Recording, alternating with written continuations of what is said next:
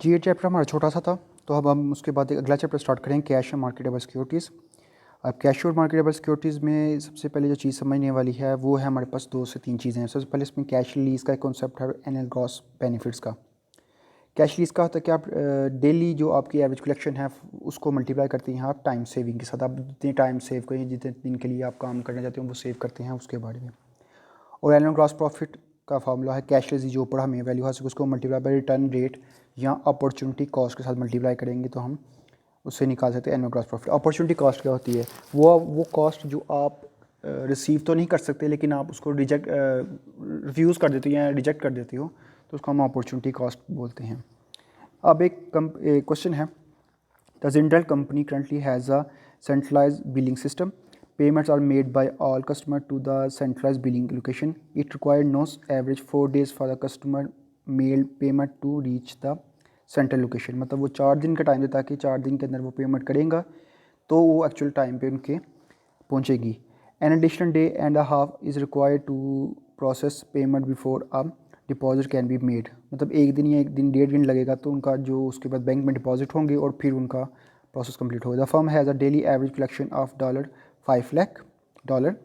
The company has recently investigated that the possibility of initializing a lockbox system. It has estimated that with such a system, customer mail payment would reach the recipient location 2 or 1.5 days sooner. मतलब वो जब जो भी payment है वो 2.5 दिन पहले हमें मिल जाती है. एक्चुअली वो 2-4 दिन का टाइम देते हैं, तो 1.5 दिन का टाइम तो उनके पास है कि वो बैंक में क्लियर होने पर टाइम लगता है. तो उन्होंने ऑब्जर्व किया कि हमें 2.5 दिन से पहले हमें पेमेंट मिल जाती है अपने अकाउंट रिसीवेबल से या अपने क्लाइंट से. Furthermore the processing time could be reduced by an additional day, कि वो कहते हैं कि हम ऐसा कर सकते हैं कि 1 दिन कम कर दें हमारी पेमेंट. मतलब वहाँ पे 4 का डे वो 3 दिन कर ले, 1.5 दिन तो हमारा लग जाता है और 1.5 दिन हमारा एज ए सेविंग या कोई हॉलीडे आ जाए तो उसके अंदर. Each lock box bank would pick up mail deposit twice daily. ठीक है. Determine how much cash would be freed up lease through the use of lock box system. First requirement है मतलब लॉक बॉक्स सिस्टम में हम cash कितना receive कर सकते हैं. Second, determine the annual gross dollar benefit of the lock box system assuming that the firm is earned a 15% return on the lease fund in part A. तो part A से जो आएगा हमें उस पर 5% हम जो रिटर्न रेट या अपॉर्चुनिटी कॉस्ट होगी by investing the short term instrument. सी है, if the annual cost of the lock box system will be 75%, which should such a system be initiated. तो हम ऊपर से देखेंगे बी रिक्वायरमेंट जो हमारा आंसर आएगा क्या वो 75,000 से कम है, ज़्यादा है, उसके मुताबिक हम डिसीजन लेंगे. अब फर्स्ट इसकी रिक्वायरमेंट है टोटल टाइम सेविंग. वो हमारे पास 2.5 दिन था, उसको हमने एडिशनल करके 1 इसमें ऐड कर दिया तो 3.5 डेज़ बन गया है. क्योंकि 2.5 दिन हम एक्स्ट्रा दे रहे थे उसको हमने 1 दिन और बढ़ा दिया तो हमारा 3.5 दिन सेविंग के हो गए. वो कैसे? क्योंकि बैंक ले रहा था 1.5 डे, तो अब उसने कहा कि वो ट्वाइस मतलब दिन में हाफ टाइम कर देगा, मतलब जो 1.5 दिन में काम कर रहा था वो आधे दिन में करके देगा. तो 2.5 दिन तो हमारे ऑलरेडी सेफ हो रहे, तो 1 दिन हमारा फर्दर सेफ हो जाएगा.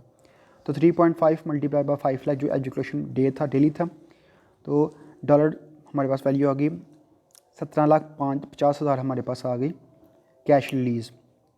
अब बी रिक्वायरमेंट में हमारे पास क्या है कि 5% हमारे पास अपॉर्चुनिटी कॉस्ट है, तो 17,50,000 की 5% लिया तो 87,500 हमारे पास आ गई जो एनुअल बेनिफिट है. आप कहता है since the dollar benefit of the lock system is 75,500 sorry 87,500 exceed the annual cost of the lock system 75,000, the firm should be initialized. मतलब हमें जो वो ऑफ़र कर रहा था वो 75,000 है, लेकिन हमें अगर ये सिस्टम पूरा ऑब्जॉर्व करते हैं तो हमें 87,500 का टोटल बेनिफिट होता है. क्योंकि हमारी जो ग्रॉस एनुअल बेनिफिट है वो 87,500 का, तो वो ज़्यादा हमें दे रहा है एज़ कम्पेयर टू जो ऑफ़र हमें वो रिसीव हो रही है. तो हम क्या करेंगे, ये सिस्टम को ऑब्जॉर्व करेंगे, इसका बेनिफिट लेंगे. अभी सही क्वेश्चन नंबर 2 है, इसमें है कि कैटेगरी बिल्स कमर्शियल पेपर या कंपनीज़ हैं वहाँ पर उन्होंने डिफरेंट किस्म की कॉस्ट हैं.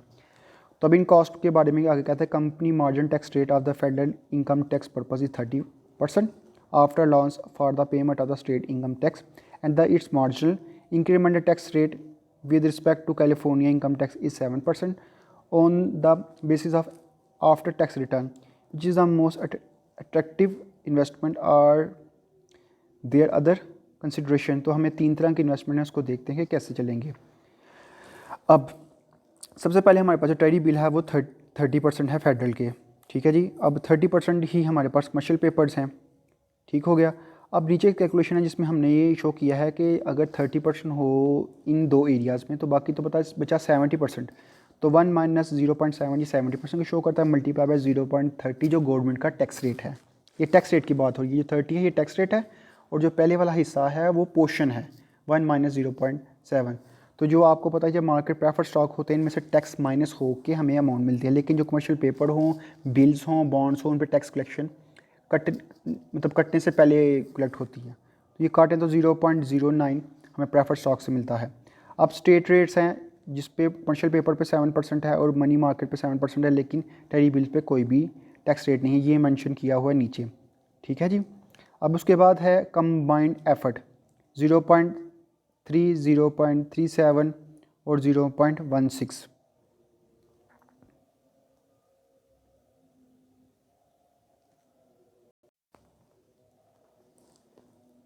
अब ये 0.3 कैसे आया, इसको आप दोनों ने फेडरल स्टेट टैक्स रेट को और स्टेट टैक्स रेट जिन दोनों को प्लस कर लिया तो 0.3, दूसरे में 0.3 प्लस 0.07 0.37 आ गया, और तीसरे में 0.09 को 0.07 प्लस किया तो 0.13। मतलब ये पीछे वाली दोनों वैल्यूज़ को आपस में प्लस करके इनकी वैल्यूज़ निकल आई।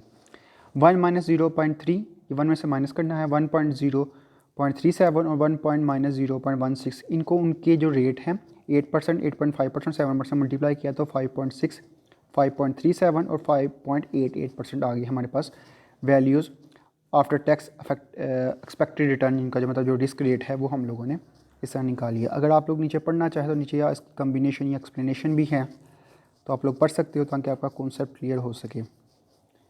तो ये टोटल इसकी जो नया चैप्टर स्टार्ट की इसकी है। इंशाल्लाह ये भी चैप्टर छोटा है, अब आपको छोटे और नॉर्मल चैप्टर्स मिलेंगे और कोशिश करेंगे हम इसको जल्दी से जल्दी वाइंड अप कर सकें।